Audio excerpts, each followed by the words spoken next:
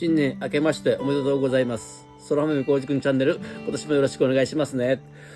これは視聴者のひろしさんにいただいた、これ熊本のお土産、米焼酎です。いただきますね。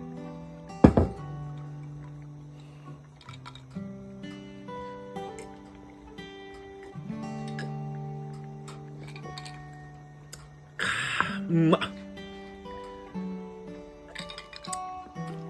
で、今年も、釣り上げ守り、授かりましたね。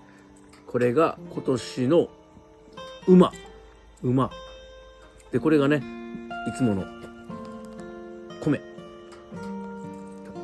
ね、今年も食べるに困らないお米の模様の釣り上げ守り授かりました。今年もよろしくお願いしますね。